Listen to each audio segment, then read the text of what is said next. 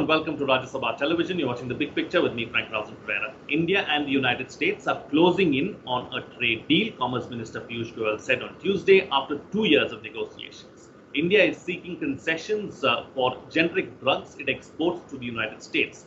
The US, on its part, has been seeking more access for its farm goods like almonds and apples, on which India had raised tariffs last year.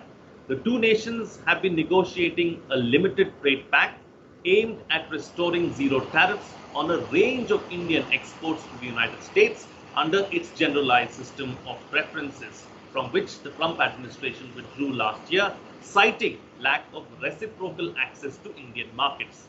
In this edition of The Big Picture, we will analyze the status of Indo-US Trade Talks. Joining me on the program today are Ashok Sajjanhar, former ambassador, Alexander Slater, Deputy Managing Director, US-India Business Council, and Yoshita Singh, Chief Correspondent of PTI in New York. Thank you to all my guests for joining me on this edition of The Big Picture. All right, Alexander, let me start the program with you first. Let's first try and understand and analyze the key takeaways from the big India Ideas Summit that we recently had. From a trade and commerce perspective, what were the big three highlights that you would like to point out? Frank, thanks for the question and thanks for having me on this morning. Mr. Ambassador, Ms. Singh, it's wonderful to be here with you as well. You're right, Frank. We had a wonderful two-day summit earlier this week, the India Ideas Summit, organized by the US-India Business Council. It was a great event. In terms of the takeaways, we had senior officials from both the US and India, so it really was a great way to gauge the status of the US-India partnership at this point in time. What really struck me was how the leaders almost spoke with one voice, both on the Indian and the US side, talking about the partnership as a trusted partnership. That's new language, basically, for this relationship. And I think what happened during the pandemic, at least the prior 3 months, really helped cement this relationship. There's lots of cooperation in areas like therapeutics and medical devices, which I think shows the future for this relationship. So the first takeaway is that it's a trusted partnership and both sides acknowledge that. I'd also say that on the US side, this was a bipartisan position. As the US heads into elections in the fall, many people have questioned whether the good feeling that endures today will persist afterwards. And I'm confident after the conference that that will be the case. In terms of what's next, I think there's been some discussion about the trade deal, as you've talked about. And we're hopeful that the good feeling from the summit will translate into an accord in short order.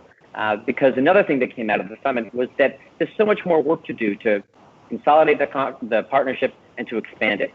We're looking at areas like cooperation in 5G, but also restoring access for Indian workers to the US in areas like services, engineering, and information technology, so that the partners can really get back on track and continue the rapid growth and expansion that it's been happening over the last 5 years. Right. All right. Ambassador, let me bring you in now. So what is the status of the trade talks between India and the United States? What level is it at? Because they've been going on for some time now, and both nations have been trying to thrash out these issues and get some kind of a deal going.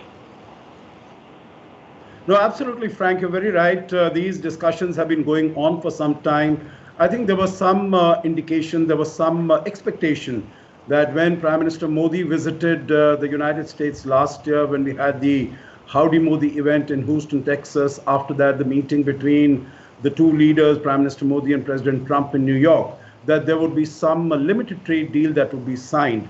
That could not happen, although there were a number of significant agreements on LNG, on investment in the energy sector in Texas that were signed by Indian companies, about $2.5 billion. And here I think it will also be useful to underline that there has been, over the last few years, there has been considerable import of LNG and oil, which is a new item that has been taking place from the United States. So coming back to the trade deal, what are the contours? It was expected that when President Trump came to India for the Namaste Trump event in Ahmedabad and then official talks, formal talks in Delhi, that maybe a limited trade deal could be signed at that time. Unfortunately, that also could not happen. So now I think at the USIBC two-day Ideas Summit, this has been again brought up, and what the Commerce Minister Piyush Goyal, he said that we are just a few phone calls away, so to say, to sign a deal. Now, whether these few phone calls take place before the November elections or they are not able to do that, to finalize, cross all the T's and dot all the I's. Before that, I think that will need to be seen. But let me just put it this way, also to give the macro picture, that the United States today is India's largest trading partner in goods and services. The volume has increased from about $16 billion in 2000 to about $160 billion today. And over the last few years, it has been going up. The bilateral trade has been going up by about 10% a year. We have fixed a target of about $500 billion by 2025. That is an ambitious target, but I think it's always good to have ambitious targets rather than the other way around. Now, the last point that I would like to say on the trade relations is that over the last many years or decades, there have been problems as far as bilateral trade is concerned. I remember when I used to be in Geneva negotiating for India for the WTO. At that time in 1989, when it was still the GATT, we had the Super 301 and Special 301, under which India was put in the priority watch list. Of course, things have moved beyond that, but IPRs, intellectual property rights, remain an issue. There is also an issue on investments in India in terms of the provisions that we have. There is also an issue on tariffs. But after the arrival of Mr. Trump, I think 2 or 3 issues have really surfaced. One is in terms of the additional tariffs that were imposed by the United States on Indian exports of steel, 25%, and aluminium, 10% in 2018. Then we had the GSP withdrawn last year. First, the indication was given in February, but ultimately it was done in June. India has also slapped retaliatory tariffs on 28 items coming from the United States. But in addition to that, there are a number of issues that have also arisen. Trade deficit, for one. India has a rather, I would say, from my perspective, it is a rather minuscule trade surplus with the United States. It is just about, it used to be $23–24 billion. It has been coming down to about $16 billion last year. We have been importing more LNG, more oil, more aircrafts. So that has been coming down. But Mr. Trump, since he has come, he is looking at each relationship, each partnership through the prism of the trade exchanges. And I think for strategic partners, global strategic partners like India and United States, I think we need to broaden the canvas. Right. So this is the present status, and I'm sure we'll discuss the other elements of bilateral trade relations going forward. Absolutely. Right. We'll discuss the other elements and the other aspects as well a little ahead in the program. But, talking about issues, talking about how some of these issues have been addressed as well, Yoshita Singh, what are some of the contentious issues as far as the trade deal is concerned? And like the ambassador just pointed out, there are some issues that have been addressed or that we are trying to address as well, like this issue of trade deficit. Right. Thank you, Frank, first of all, for having me on this show, and good to see my fellow panelists. Just picking up from what the ambassador said, when Prime Minister Modi met President Trump in the United Nations headquarters here in New York, before their bilateral meeting, they met a few journalists, and I was one of them, and I asked President Trump about the trade deal because it was anticipated that there would be some announcement when Prime Minister Modi was here during their bilateral talks, and there was optimism and hope that President Trump said that he hoped for a trade deal with India soon. So, at the highest level of leadership, we know that both the countries, both the leaders want this trade deal to come through. And as you mentioned, some of the points that need to be sort of sorted out by the two countries, as you mentioned, generic drugs. India wants to export generic drugs here in the US, and the US wants access about farm goods in India. So these are some of the key issues that over the years have not been able to be sorted out by the two countries. And then, as the ambassador mentioned, IPR all these are important issues, both for India also and for America. So from India's point of view, obviously India has to take into consideration its domestic requirements, the domestic needs of its manufacturers, of its industries, and at the same time, America also, when it's seeking access in a market where it wants a level playing field. So clearly, there are several issues which have been coming up over these years, and these are the main ones that stand out. So we have to see how going forward these issues are sorted out. And as Minister Piyush Goyal said, that a smaller trade deal, a quicker trade deal can come up and leading maybe to a preferential trade agreement before a free trade agreement is signed. So I'm sure all these issues will be taken up one by one to ensure that whatever deal comes across is beneficial for both the US and India, for both Indian market and for the American market, because then that's how they can then move forward to a broader deal, a bigger free trade agreement. Right. Absolutely. All right. So, Alexander, here's where I'd like to, ask you, is a limited deal, or what is the business community looking at it, and how is it looking at it really? Any kind of a deal is a step in the right direction, is how you would look at it? Or do you believe that we need to aim big, go for the big ticket, ideas and deals first, and then look at some of these smaller issues? Frank, thanks for the question. It's a good one. When President Trump was in Delhi and visited India in February, he talked a bit about getting a trade deal and going for a big deal. At this point, when the pandemic really became full blown, the talks about the deal were shelved until about June. And we engaged with the USTR at that point, USIBC, and gently requested that the United States re-engage with India. And we're happy to hear that over the last month, the frequency and intensity of talks has really ramped up. And again, I think it's for a variety of reasons. And so, we're hopeful that at this point a deal will get done before the elections. And the idea is that at this point, we're really encouraging both sides to sign a deal that reflects what it is that they agree on right now. We understand that there are differences and that those differences may endure. But as we get closer to the election, it's going to be harder to get a deal done. So where the sides agree, we think they should have signed a deal, move forward, and look at, as Minister Goyal mused the other day, at a larger free trade agreement down the road, but obviously not too far down the road. I think, as Mr. Ambassador said, there's so much more potential here. We are the United States is India's largest trading partner, and that's an important thing. And the growth since 2015 has been faster than it had been in the 5 years before that. So there's so much potential here, and we're really looking forward to unlocking that. And hopeful that, in a time where people are talking about self-sufficiency, self-reliance, resilience, those words don't come to interrupt what is, a really important relationship for both sides, where there can be lots of benefits for, as Ms. Singh said, domestic manufacturers in India, because when you think about it, when you manufacture here, what you're the global demand is really larger than the Indian domestic market, even as the Indian domestic market is large. And what we're seeing at this point in time is that countries have become a lot more hard-nosed when it comes to trade deals. And so they're really looking at reciprocal access in a very close way.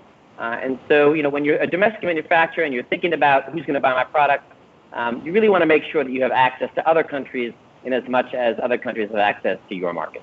And very quickly, before I move on to the other guests, what does a limited trade deal mean for businesses in both the countries?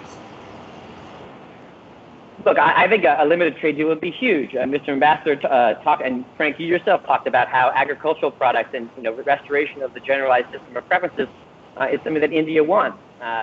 Raising farmers' income. Look, this government in particular, in the last 2 months, has taken huge steps to improve demand in the rural economy and in the agricultural sector in particular.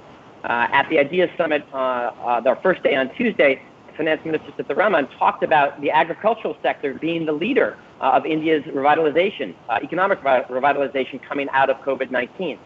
And so the things that you can do to increase demand for that sector could help the economy overall. And restoring the GSP is one of those things. So I think it would be huge to raise farmers' incomes and to help lead India out of its current economic challenges. On the U.S. side, U.S. businesses are lining up to try and get into the Indian market. They see the huge potential here because of the size of the market and also because of the growth trajectory that we've seen in the last 5 years of trade between the two countries. So again, a limited trade deal would create momentum, set a floor, and allow us to move on to a larger FTA and talk about a free trade agreement that Minister Goyal mused about the other day. Okay. Ambassador, both the other guests have spoken about this issue of, sorting out domestic needs and looking at the domestic requirements as well, because that is going to be on top of the agenda for both the nations at the end of the day. So, so agriculture and farm goods is a very sensitive issue here in India. We all saw what happened with the RCEP. So, the US is looking for, some kind of, a deal as far as farm goods are concerned and access to India's agricultural market. How sensitive an issue is that, do you think? And do you believe that we can iron out issues like this? I think it will be a win-win proposition, because here when we are talking about, farm goods, agricultural products, one particular element, of course, in terms of agricultural products, which has been stymieing the bilateral relation is dairy products. Dairy you cannot import because of the reasons we know that we want that all the cows and the milch cattle should have been fed vegetarian food right from the word go for all their lives. And this we demand on cultural and on religious grounds. But this is something that is not scientifically can be substantiated. So there are these small things. But I think on the broader issue, as Alexander has said, and as you also mentioned, Frank, there have been a large number of far-reaching reforms in the rural sector that have been taking place. So we are opening up agriculture. So I think when we are talking about agriculture, it is of course as far as the farmers are concerned that they should get good prices for their produce. But along with that, there should also be better pricing, better competition for the consumers, because the consumer is, also that huge and variety as far as the consumers are concerned. So I don't think anyone is really talking about completely opening up your market to agricultural products. But I think agriculture is an important area, like even, in the 28 items on which retaliatory tariffs were placed, we had walnuts, we had almonds, we had chickpeas. India is the largest importer of almonds from the United States. India is a very significant importer of chickpeas from the United States. So I think the overall value might not be all that much. It might be about $2.5 billion. But I think in terms of the areas where it is politically, it is very, very sensitive. If you permit, Frank, since we are having this discussion on the possible FTA between the two countries and a limited trade deal, I think we really need to get over these minor hitches between the two countries. We really need to look at the big picture. And I think the big picture was really covered and captured by Prime Minister Modi and by Mr. Mike Pompeo. When Mike Pompeo said that we need global value chains which have been in China to come to India, I think that is the that is the objective with which we need to move forward. When Prime Minister Modi said that for my Atmanirbhar Bharat, I need technology, I need capital, I need investment from the United States. I think that is the broad picture is what should be motivating us. I think we need to recognize, a last comment on this, we need to recognize that the rise of China owes itself a great deal to the capital and to the technology that came in there from the United States. I think today, post-pandemic, and the manner in which China has been conducting itself, the time is ripe when India and the United States and the other global partners, Europe, Australia, Japan, etc., we come together and we have, either move of global value chains, supply chains from there, or a China plus one, in which case I think India would be an ideal candidate. So we have to have a much broader picture. And I think that all these small little items like medical equipment, knee implants, heart, coronary surgery, and of course, data and e-commerce. All these issues are also important, but we need to have a much bigger picture going forward. Sure. Okay. On the big picture, let's have a bigger picture, is what the ambassador is suggesting. All right. So, Yoshida, as far as let's not forget the elections are around the corner in the United States. So, how serious is the political class in the United States really to work out some kind of a trade deal before the elections itself? Because let's not forget that all eyes are on the upcoming elections, which is slated to happen in just in a few months. Right. Sure. So definitely the political class here is very much serious. And like the ambassador said, that Secretary Pompeo at every level, he has been talking about how we have to move from China. And so in that sense also, I mean, what the pandemic has sort of given or shown to the world is the way China has operated, whether it's the way it dealt with the pandemic and then its aggression. And also, so now I think there is a need not just for a new normal, but for a new world order. And I think countries want that world order to come faster than, wait before we see more of China's aggression in various levels. And as Ambassador and Alexander have both said that they should not, both the countries, India and US, should not lose track of the momentum. I mean, take what the deal they can have right now and then work towards a bigger and a broader deal. And clearly, before the elections, if any deal between India and the US is sort of inked or signed, I mean, that will pave the way just for immense amount of business, economy, especially vis-a-vis China, when people want to move out of China, when companies want to move out of China. We heard Prime Minister Modi invite investments in all these areas of infrastructure, space, energy. I mean, the potential is really limitless. And so the elections are in November, just 4 or 5 months from now. But I think it's still a lot of time for India and the US to come together on this trade deal and to ensure that they have a pact in place that not only answers their concerns or their economic issues, but also at a broader level, then, that they have this strong partnership against China. And then we're seeing how China is operating. And plus, there are issues that companies are also pointing out on privacy, data security. So all these are going to play a very important role going forward as nations around the world try and emerge from the pandemic. And if they see cooperation at the level of India and the US, much more windows and opportunities, not just for India and the US, but other countries that would also want to join in then. Okay. Time to get closing comments now from all my panelists. I've got about 6 minutes left, so 2 minutes per panelist now going forward. The best way forward, starting first with Alexander. So how important is it for both the nations to work together on the economic front, considering the difficult times that the world is going through right now? Frank, it's a great question, and I would say it's paramount that the two sides work together on the economic front. The ambassador framed it really nicely. Let's focus on the big picture. There's so much to gain for both countries in terms of development, economic growth, job creation, reducing poverty, and really raising the quality of life for people in both countries these days. As we look towards trying to stop COVID-19 and the development of a vaccine, there's things that both countries can do to help each other. There's substantial research going on about vaccines in the U.S. India has this incredible capacity to produce vaccines on a large scale. This is another area where we might be able to work together to benefit not just our two countries, but the world.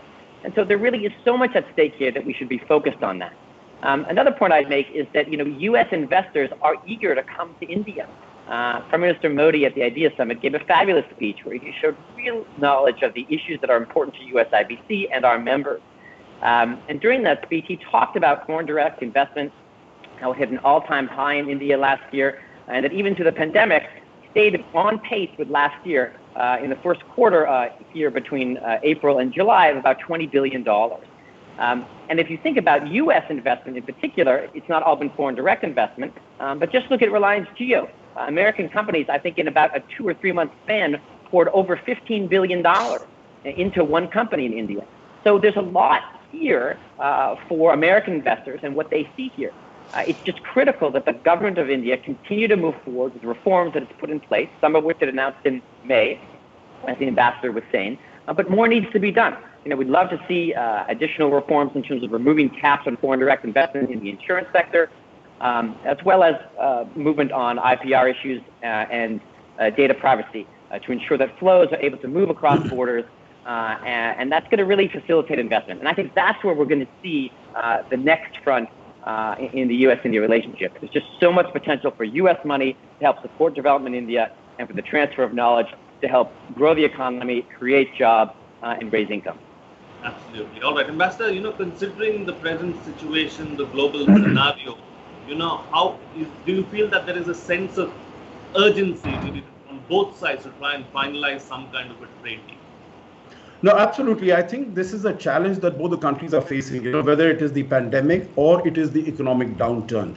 And I think both these countries, both democracies, similar values, they have always made the most of challenges that confront them, always.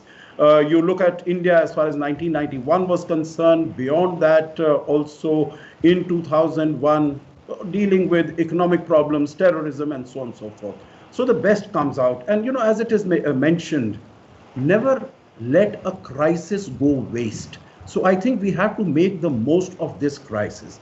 And there is, Alexander had earlier spoken about the bipartisan support as far as US-India partnership is concerned in the US.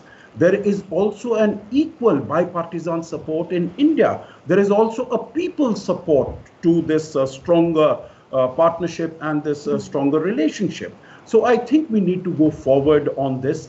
As has been mentioned, by Yoshita, by Alexander, there are a large number of areas on which we can work, whether it is telecom, whether it is, we have been talking about 5G. There is also the D10 initiative that has been launched as to how these 10 democratic countries can come together to develop, whether it is electronics, whether it is agricultural products, it is health equipment. I think across the board, there are so many opportunities.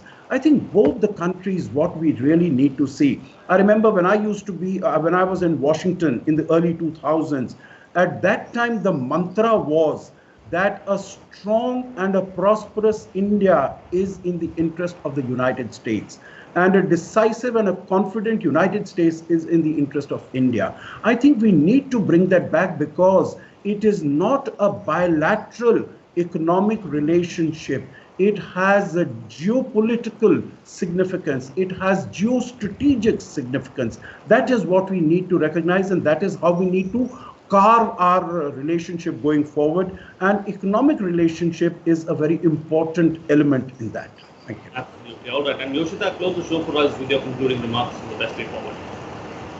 Sure. So the best way forward, Frank, is really that India and the US should not waste any time.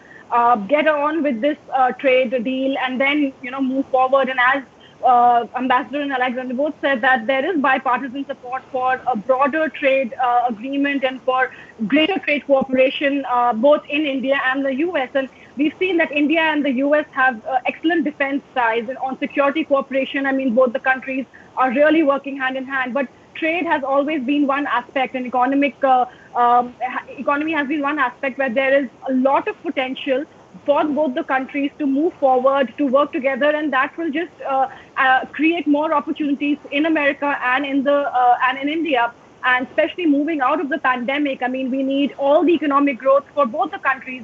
Both America and India have been ravaged by this pandemic. They need job creation. They need investments in their industries to boost GDP growth back again.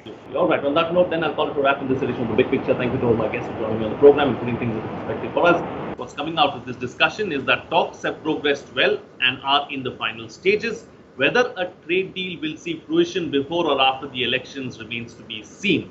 There are several issues that still need to be thrashed out, and both nations are doing that. For instance, the trade deficit has come down in the recent past. We need to look at the big picture and must not allow small irritants to take center stage. Never let a crisis go waste. This is a golden opportunity for both nations. We need to put our best foot forward. With that, it's a wrap. See you again